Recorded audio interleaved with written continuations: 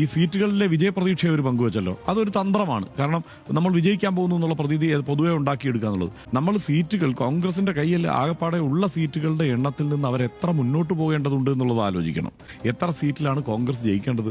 ഇപ്പൊ കയ്യിലുള്ള 22-ന് അപ്പുറത്തേക്ക് എത്ര സീറ്റിൽ ജയിക്കണം? അതേത് സീറ്റാണ് എന്നുള്ള കണക്കും കൺഫ്യൂഷനും കോൺഗ്രസ്സുകാർക്കുണ്ട്. ആ കോൺഗ്രസ് കൺഫ്യൂഷൻ കൂടി പരിഹരിക്കാൻ വേണ്ടിയിട്ടാണ് ഒരു എണ്ണക്കണക്ക് അവർ പുറത്തുവിട്ടിരിക്കുന്നത്.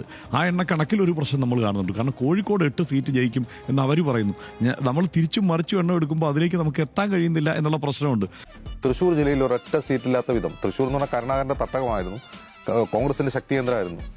അവിടെ ഒന്നും ജയിക്കാൻ പറ്റാത്ത അവസ്ഥയാണ്. തെക്കൻ കേരളത്തിലെ അവസ്ഥ എന്താണ്?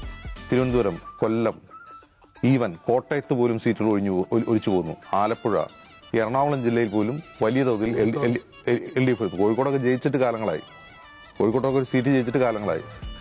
2026 ജയിക്കുക എന്നുള്ളത് തന്നെയാണ് കോൺഗ്രസിന്റെ, UDF-ലെ മറ്റ് ഘടകകക്ഷികളെക്കാൾ കോൺഗ്രസിന്റെ ഏറ്റവും വലിയ ചാലഞ്ച് എന്ന് പറഞ്ഞാൽ ജീവൻ മരണ പോരാട്ടമാണ്.